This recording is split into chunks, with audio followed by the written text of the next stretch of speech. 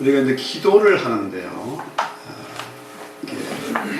주님이 원하시는 그런 영적인 기도가 있고, 이 세속적인 기도가 있어요. 영적인 기도는 내 뜻이 아니라 하나님의 뜻을 구하는 겁니다.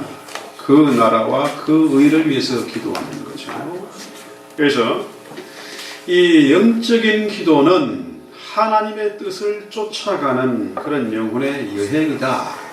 하나님과 교제하는 아름다운 여행이다. 반대로 이 세속적인 기도는 뭡니까? 내 육신의 자아와 내 소원으로 기도를 하는 거죠. 그러니까 하나님의 뜻과 상관없이 자신의 뜻을 구하기 때문에 이건 뭡니까? 반드시 마귀의 유혹과 공격을 받습니다. 주님과 상관없는 그런 기도가 되는 것이죠. 아주 위험한 것입니다. 그래서 우리 주님이 겟세마네 동산에서 기도하신 거 우리가 잘 알지 않습니까? 땀방울이 핏방울이 되도록 기도하셨다. 죄 없으신 주님께서 그토록 간절하게 생명을 걸고 땀방울이 핏방울이 되도록 그렇게 기도하신 그 이유가 뭡니까? 왜 그렇게 기도해야만 했을까요? 육신의 생각을 죽이기 위해서죠. 내 뜻대로 마옵시고 내 아버지의 뜻대로 되기를 원합니다. 그렇죠? 그렇습니다. 마귀란 놈은 할 수만 있는 대로 우리의 그 기도, 성도의 기도를 방해합니다. 기도 열심히 해라. 40일 금식 기도도 하고 7일 작정 기도도 하고 금식하며 철야하며 기도해라. 마음껏 기도도 좋다. 근데 무슨 기도를요? 영적인 기도가 아니라 마귀에 속하니 이 자신의 뜻을 구하는 거죠. 그래서 오늘 이제 엘리야의 기도는 어떤 기도입니까? 죽은 사람을 살리는 거죠. 자, 기도를 해서 죽은 사람을 살린다. 이거는 참 이해가 안 되는 그런 일이잖아요. 합리적이지 않습니다. 그렇죠? 상상도 할 수 없는 그런 일입니다. 우리 인간의 방법으로는 도무지 불가능해 보입니다. 그런데 성경에는 뭡니까? 성경에는 죽은 자를 살리는 경우가 여러 군데 나오지 않습니까? 엘리사의 스승인 엘리야도 죽은 아이를 살렸습니다. 그렇죠? 또 우리 주님도 죽은 나사로를 살렸습니다. 회당장 야이로의 딸을 살렸습니다. 뿐만 아니라 주님의 제자인 베드로도 뭡니까? 죽은 아이 다비다를 살렸어요. 또 사도 바울 역시 마찬가지로 창문에 떨어져 죽은 유두고를 죽은 사람을 살렸어요. 그렇습니다. 분명히 이 기독교는 생명을 살리는 종교입니다. 아멘. 생명을 살리는 것이 하나님의 뜻이라는 거죠. 그래서 우리의 기도는 이방인의 기도와 달라야 된다. 생명을 살리는 기도를 해야 된다. 이방인들의 기도는 뭡니까? 저주하고, 그렇죠? 시기하고, 판단하고, 죽이는 그런 기도잖아요. 원수가 받으려는 그런 기도. 그렇죠? 폼 잡으려는 그런 기도하는 거예요. 그런데 이 성경에 나오는 이 엘리사의 기도는 죽은 생명을 살리는 기도다. 그렇죠? 자, 오늘 42절 봅시다. 본문에 엘리사가 집에 들어가 보니 아이가 죽었는데 자기의 침상에 눕혔는지라. 그 다음에 들어가서는 문을 닫으니 두 사람뿐이라 엘리사가 여호와께 기도하고. 자, 엘리사가 그 방에 들어가서 뭡니까? 사람들 다 내보내고 문을 닫아버려요. 왜 그랬을까요? 자, 문을 닫는다는 의미는 뭡니까? 이제 다른 방해를 받지 않고 오직 기도에 전념하겠다. 이런 의미도 되고요. 오직 하나님만이 이 아이를 살릴 수 있다. 기도 외에는 이런 이유가 나올 수 없다는 그런 자세로 하나님께 전적으로 매달리는 겁니다. 누구를 내보냈습니까?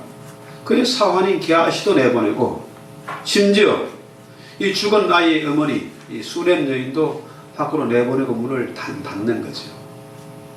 그렇습니다. 이 엘리야의 기도는 뭡니까?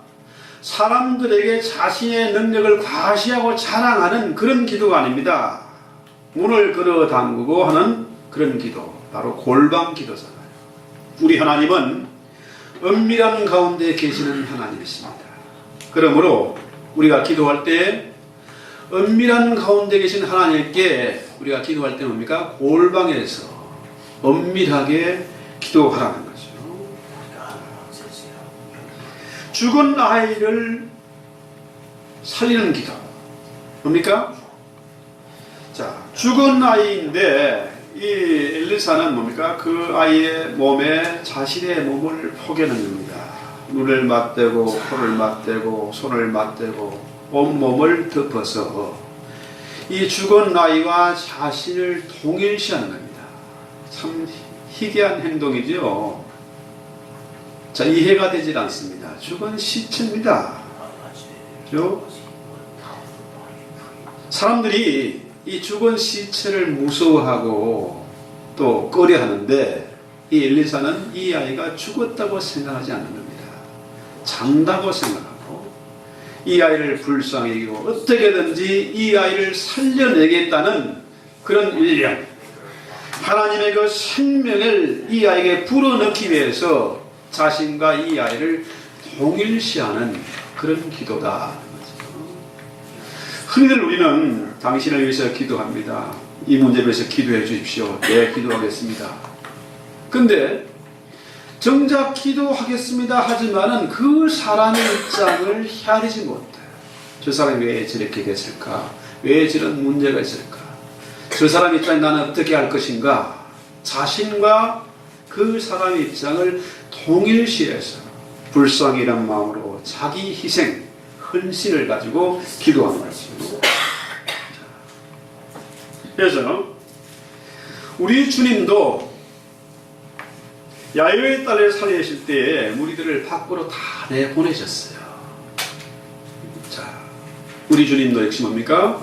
은밀한 가운데 계신 은밀하신 하나님 앞에 기도하는 거죠. 우리 하나님은 인격을 가진 분이세요. 우리 주님 최고의 인격을 가진 분이십니다.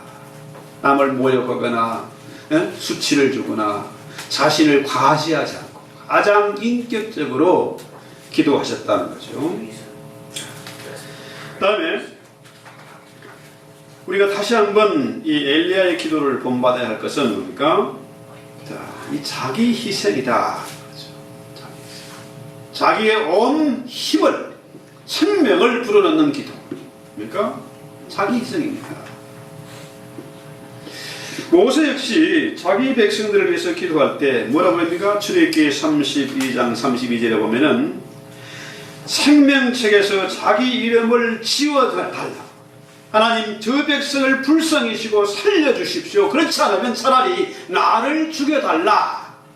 자기 희생의 기도, 생명을 건 그런 기도다 하는 거죠. 그런 기도를 하나님이 듣지 않을 수가 없는 겁니다. 그 희생이 있고 사랑이 있는 그런 기도예요. 사도 바울 역시 뭐라 그럽니까? 내가 저주를 받아서 생명책에서 지워져도 좋다. 내 생명이 끊어져도 좋다. 그리스도에게서 내가 끊어져도 좋다. 이런 결심을 가지고 자기 동족을 위해서 기도하는 겁니다. 이것이 골방 기도고 이것이 정말 진실한 이 사랑의 기도가 아니겠느냐. 그래서 오늘 이 엘리사의 기도는 뭡니까? 정말로 진실한 기도이고 헌신적인 기도이고 생명을 건 그런 사랑의 기도이다. 뿐만 아니라 엘리사가 내려서 집안에서 35절 한 번 이리저리 다니고 다시 아이 위에 올라엎드리니 아이가 7번 재채기 하고 눈을 떴다. 이제 멎었던 심장이 다시 뛰기 시작하고 멈췄던 숨이 다시 뭡니까? 재채기를 하고 숨을 쉬는 거죠. 이 아이가 살아나는 겁니다. 기도하면서 엘리사는 아주 주도 면밀하게 이 아이의 반응을 기다리고 하나님의 뜻을 구하고 하나님의 그 지혜를, 하나님의 음성을 듣기 위해서 아주 예민하게 지금 살피고 있는 거죠. 그랬더니 마침내 뭡니까? 이 아이가 살아난 거예요. 그래서 36절에 엘리사가 게하시를 불러 저 수넴 여인을 불러오라. 또 부름에 여인이 들어가니 엘리사가 이르되 내 아들을 취하라. 이 수넴 여인에게 죽었던 아이를 다시 돌려주는 것입니다. 그래서 이 여인 27절에 보면은 이 아이가 그 수넴 여인이 아이가 없어서 고민하고 근심하는 것을 보고 이 엘리사가 이 수넴 여인에게 아이를 갖도록 복을 주시잖아요. 그런데 갑자기 들에서 일어난 중에 이 아이가 배가 아파서 죽어버렸습니다. 그때 이 수넴 여인이 엘리사가 뭐라 그래요? 내가 언제 아들 달라 했습니까? 나는 아무리 아들을 얻으려고 애를 쓰고 또 애써도 안 되니까 이미 포기했는데 당신이 아들을 주었다가 다시 아이들을 죽인 이유가, 이 아들을 죽인 이유가 뭐냐? 막 원망하고 불편했어요. 그런데 다시 죽었던 아이를 돌려받았을 때 이 여인이 얼마나 감격하고 기뻤겠습니까? 그래서 엘리사에게 절을 하고 아이를 안고 돌아가는 거죠. 자, 이것을 보면은 참 기도의 힘이 얼마나 놀라운지요. 이 사랑의 기도, 자기 희생의 기도, 이 골방의 기도가 얼마나 능력이 있는지 우리는 다시 한번 확인할 수 있지 않습니까? 자, 이 기도는 생명을 살리는 역사가 있습니다. 그 영혼을 살릴 뿐만 아니라 문제를 해결하는 그런 능력이 있어요. 그의 기도는 정말로 그 아이를 사랑하고 그 부모와 아이와 자신을 동일시해서 혼신을 힘을 다해서 생명을 불어넣는 그런 기도잖아요. 자, 더 놀라운 장면이 있습니다. 뒤에 열왕기하 13장 20절 볼까요?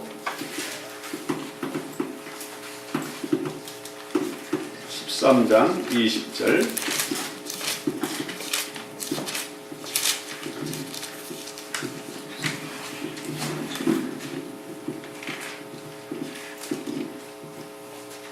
이 20절 21절 같이 있습니다. 엘리사가 죽으니 그를 장사했고 해가 바뀜에 모압 도적자들이 그 땅에 온지라.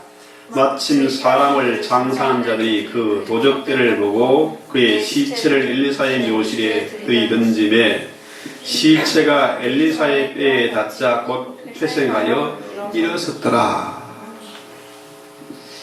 자, 이건 정말 듣지도 보지도 못한 놀라운 일이잖아요. 무슨 일입니까? 자, 엘리사가 죽어서 장사 지냈습니다. 그러니까 죽은 사람을 살리는 그런 대단한 능력을 가졌던, 영감을 가졌던 엘리사도 죽었어요. 그렇죠? 죽었습니다.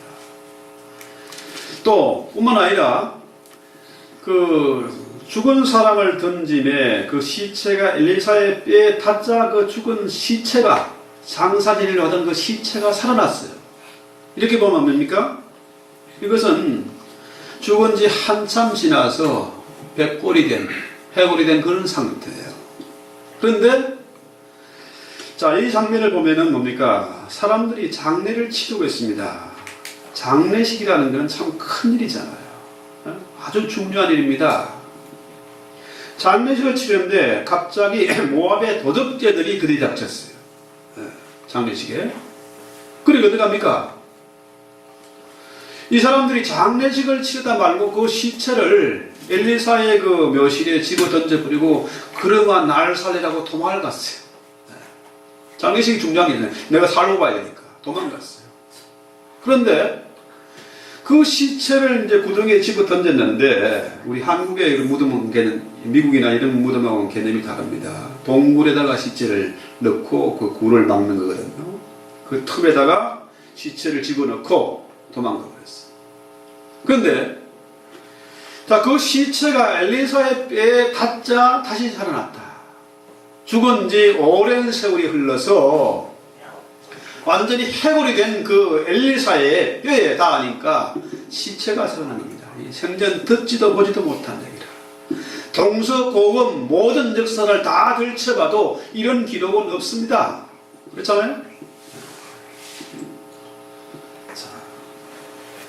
죽은 지 한참이나 돼서 해골이 된 엘리사의 뼈에 시체가 닿았는데 그 시체가 살아났다. 이런 일이 도대체 어떻게 가능할까? 이걸 믿어야 되나? 말아야 되나? 그렇죠? 그런데 우리의 믿음은 뭡니까? 믿음이란 것은 그 장성한 믿음과 어린아이의 믿음이 있을 뿐이지 99%의 믿음은 가짜입니다. 아, 이건 말도 안 돼. 이건 빼버려야 돼. 그러니까 사람들이 이런 설교 잘 안 합니다. 빼버려야 돼요. 말도 안 되는 얘기잖아요. 아, 만약에 예수의 뼈에 시체가 닿았다. 혹시 주를 살아날지 모르겠습니다. 이건 엘리사 아니냐 이거. 근데 중요한 것은 뭡니까? 이런 것을 빼버리면은 우리의 믿음은 가짜가 될 수밖에 없습니다. 우리는 성경대로 믿어야 한다는 거죠. 자, 보세요.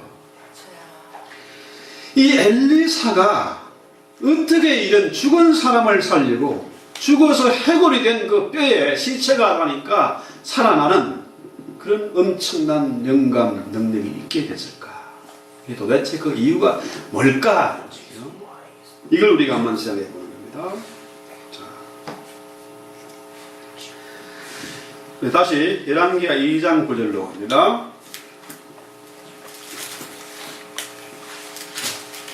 2장 9절에 보면은 엘리사가 가로되 당신의 영감이 갑절이나 내게 있기를 구하나이다. 자, 스승 엘리야가 어떤 사람입니까? 그 사람은 참 대단한 사람이다. 그렇죠? 자, 3년 6개월 동안 그가 기도했더니 하늘이 닫혀서 비가 내리지 않고, 그가 다시 기도했더니 닫혔던 하늘문이 열려서 비가 내리게 했다. 갈멜산에서 바알 선지자 850명과 대결할 때에, 그렇죠? 엘리야의 제단에 불이 내려서 그 거짓 선지자를 다 처단한 그런 엄청난 사람이에요. 그렇죠? 그런데 이 엘리사는 그 스승인 엘리야보다도 당신보다 내가 갑절의 영감을 구합니다. 그것이 필요합니다. 갑절의 영감을 구했어요. 그러니까 스승이 뭐라 이가 정말 말도 안 되는 어려운 일을 구하는구나. 그런데 엘리사는 어떻게 해요? 자, 반드시 스승보다도 더 갑절의 영감을 내가 구해야만 되겠다. 왜? 엘리야 시대보다도 엘리사 시대는 앞으로 세대는 더 악하고 음란하고 폐역한 세대이기 때문에 그 우상의 세력들과 사단의 세력들과 맞서 싸우기 위해서는 갑절의 영감이 필요했던 겁니다. 그래서 갑절의 영감을 구했어요. 오늘 우리는 이 엘리사의 기도를 배워야 됩니다. 자, 우리의 마음 속에 성소가 있어요. 성소는 뭡니까? 하나님의 집이잖아요. 하나님의 집. 자, 하나님 어디 계십니까? 우리의 마음 속에 계세요. 마음 속에. 하나님이 거할 수 있는 하나님의 집이 있다. 이 하나님의 집에 내 마음이 들어가려고 하면은 뭡니까? 거기에 도달하려고 하면은 이 특별한 의식이나 이 일상적인 그런 경험 가지고는 이 영적인 공간, 하나님의 집, 이 신의 공간에 도달할 수가 없어요. 자, 이 마음속 성소, 하나님의 집에 우리 마음이 도달하게 되면은 내 자아와 고집을 꺾고 하나님의 집에 도달하게 되면은 내 마음 속에서 치유가 일어납니다. 회복이 되는 겁니다. 어떤 일을 만나도 요동치 않는 담대함과 평안함이 생기는 겁니다. 이게 아주 중요하죠. 그래서 우리가 기도를 한다, 하나님의 기도한다, 뭡니까? 이 마음속 성소로 찾아가는 겁니다.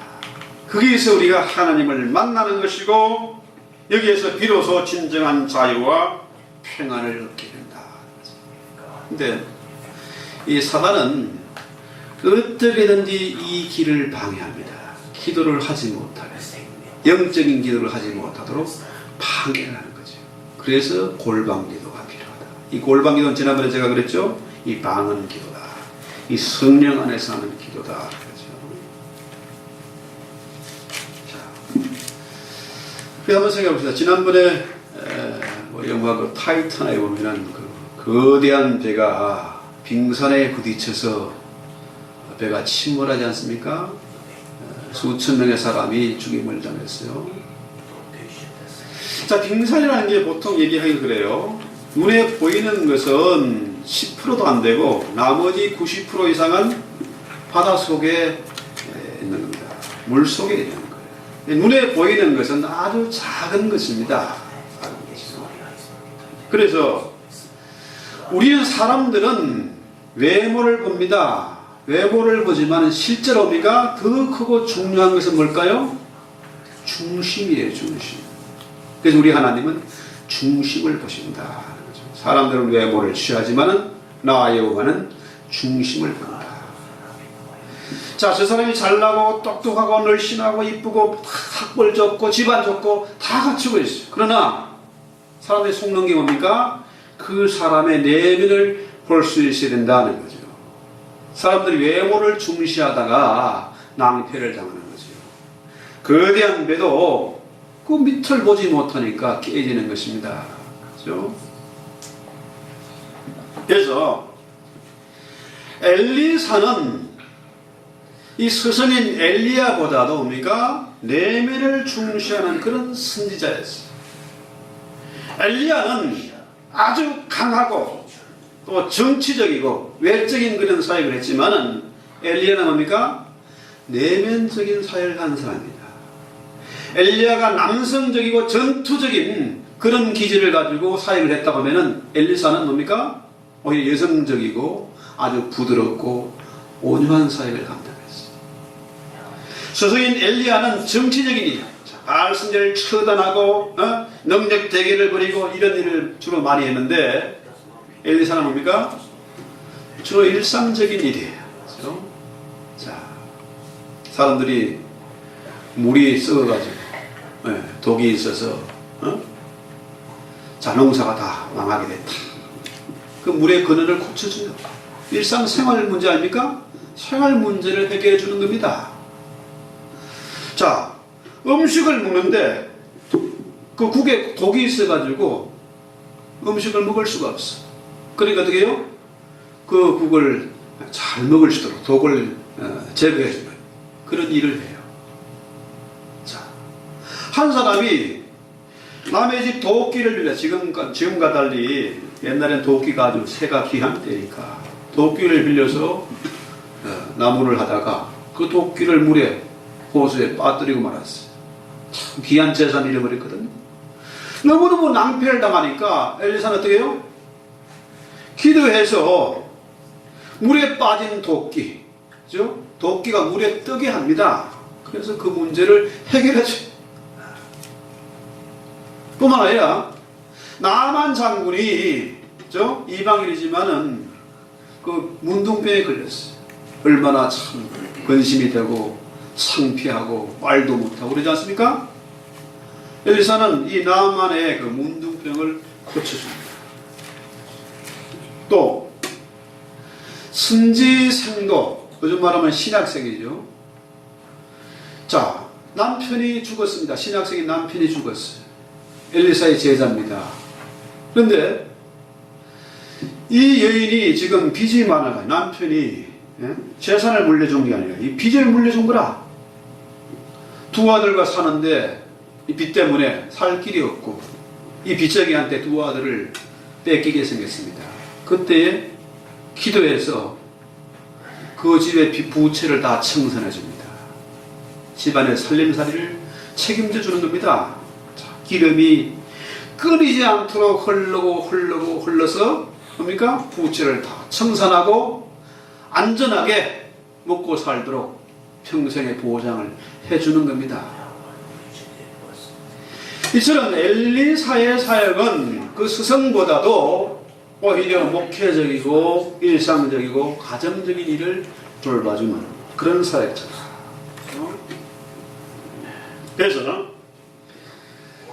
자, 엘리사는 그 스승인 엘리야보다도 더 부드럽고 온유한 성품의 사람이었어요. 이런 것들이 어째서 가능했을까요?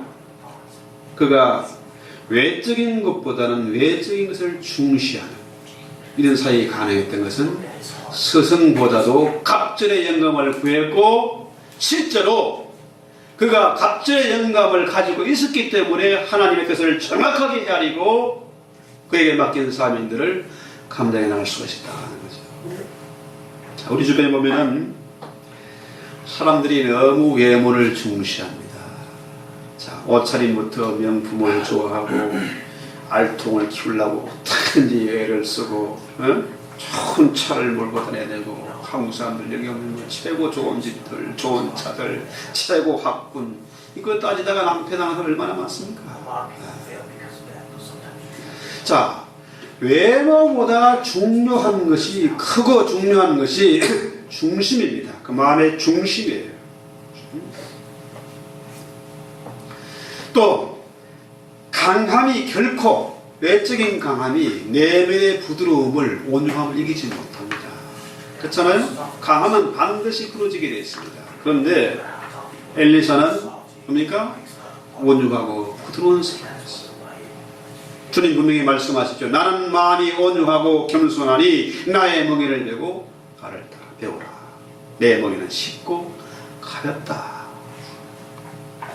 인생을 참 행복하게 평안하게 그렇게 살고자 원하면은 주님의 성품을 배워야 됩니다. 바로 엘리사의 기도를 본받아야 된다는 거죠. 우리 잘 알지 않습니까? 모세가 80이 넘은 늙은입니다. 가진 것이라고는 지팡이 딸랑 하나밖에 없습니다. 말도 어눌한 사람이에요. 근데 그가 어떻게 바로를 이기고 이스라엘을 애굽에서 끌어낼 수가 있었을까요? 그 비결이 뭡니까? 바로 내면입니다. 내면. 외모가 아니라 그의 중심이 하나님께로 향해 있었고 주님의 성품 뭡니까? 하나님의 성품은 온유함이잖아요. 온유하고 부드러운 성품이죠. 자, 지금은 엘리야 시대보다도 엘리사 시대보다도 정말로 악독하고 폐간 시대입니다. 참으로 갑절의 영감이 필요한 그런 시대. 지금 세상이 교회를 향해서 도전합니다. 주의 종들을 능멸하고 있습니다. 이때 우리는 누구의 기도를 배워야 됩니까? 엘리사의 기도를 배워야 돼요. 주의 종과 교회를 위해서 기도해야 됩니다. 이번에 한국에 프란치스코 교황이 방문해서 광화문 광장에 100만 인파가 온 적이 있는데요. 엄청나잖아요. 자, 이 교황의 근세와 권위가 얼마나 대단합니까? 그렇죠? 그런데 이 사람의 파격적인 행보를 보고 한국 사람들이 전에 보지 못한 것을 봤으니까 충격에 빠졌어요. 이 교황 신도로에 빠져버렸어요. 자, 그가 대단한 차를 몰고 온 게 아닙니다. 한국에 있는 가장 작은 차를 타겠다고 해가지고 기아차 뭐 소울인가 그걸 타고 헬기를 마다하고 KTX를 탔어. 가난하고 소외되고 어려운 사람들을 손잡는 그 모습을 보고 전혀 다른 리더십을 보입니다. 사람들이 외면을 중시해가지고 더 크고 강하고 좋은 것을 추구하는 그것은 뭡니까? 위험한 것입니다.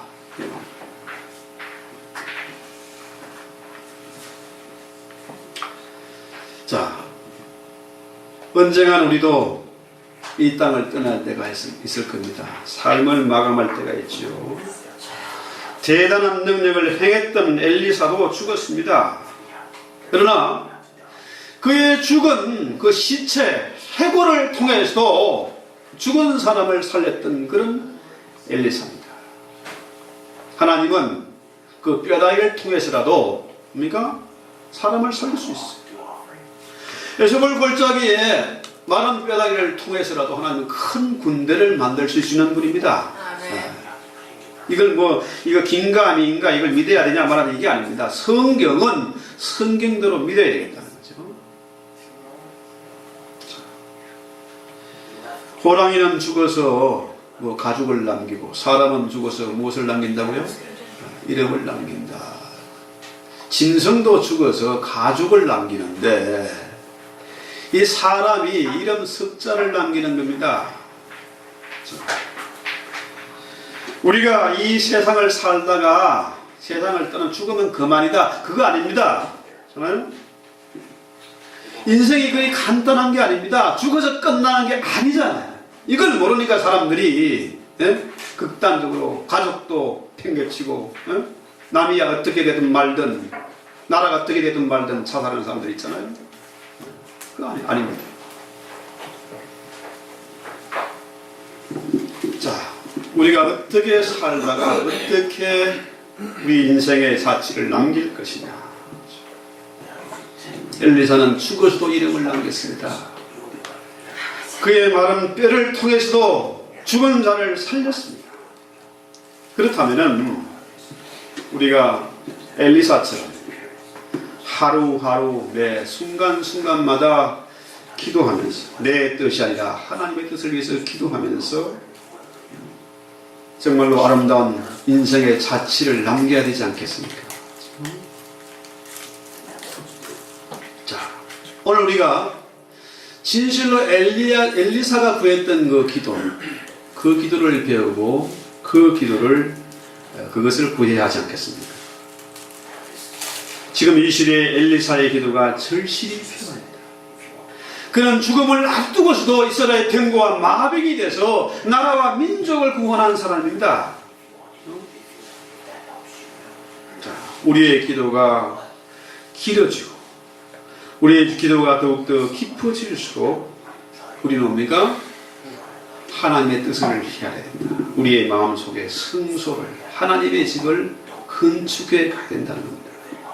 자, 한 마음은 사단이 사로잡고 있고 한 마음은 성령이 사로잡고 이 왔다 갔다 하지 말아야 된다. 그죠? 그래서 우리가 기도할 때마다 하나님의 집을 찾고 우리 마음속에 성소가 이루어지고 마침내 지성소에 그 비밀한 휘장이 그 커튼이 젖혀져서 언제나 하나님 얼굴을 바라보고 그의 말씀과 더불어 동행하는 그런 천국의 생활, 승리의 생활을 할 수가 있어야 할 것입니다. 기도합시다. 하나님 우리 아버지, 이 시간도 저희들 기도합니다. 우리의 마음속에 성전이 이루어지도록 기도합니다. 모든 기도를 방해하는 원수를 물리치고 마음속에 하나님의 집이 이루어지고 무너진 재단이 수축되고 기도의 불꽃이 타오를 수도록 주여 도우시옵소서. 엘리사의 기도를 본받게 하시고 이 땅에 사는 동안에 언제나 주의 뜻을 이루어 나가는 귀한 도구들이 다 될 수 있도록 주여 도와주시옵소서. 예수님의 이름으로 기도했습니다. 찬양하고 있습니다.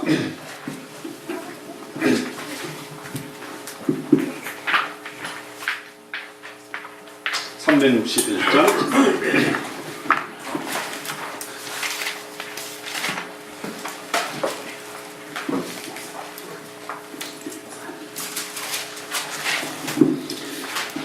자, 3절과 4절 기도하는 이 시간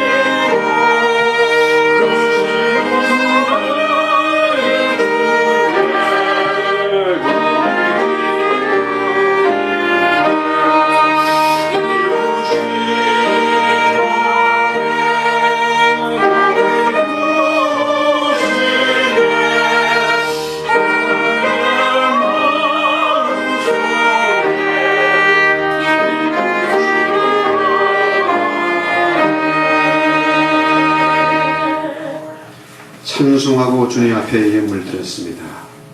이 예물을 주의 손에 잡으시고 복을 더해 주시옵소서. 저들의 기도를 도와주시옵소서.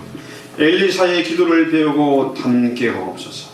그 나라와 그 일을 위해서 기도할 때에 나를 통해서 죽은 영혼이 살아나며 나의 힘들고 외롭고 어려운 문제 가운데도 기도를 통해서 문제가 해결되어지고 주변에 많은 사람이 과연 저 사람은 기도하는 하나님의 사람이요 하나님께 통하는 사람이라는 증거가 드러나게 하옵소서. 주님, 이 예물을 통해서 하나님 영광을 받아 주시옵고 내 가정과 자녀들과 산업의 복을 더해 주시옵소서. 주어도 또 나눠줘도 부족에 없는 그런 넉넉한 복을 누리게 하옵소서. 예수님의 이름으로 감사하고 축복하기도 합니다. 아멘. 이어서 마지막 찬송하고 예배를 마칩니다. 455장 404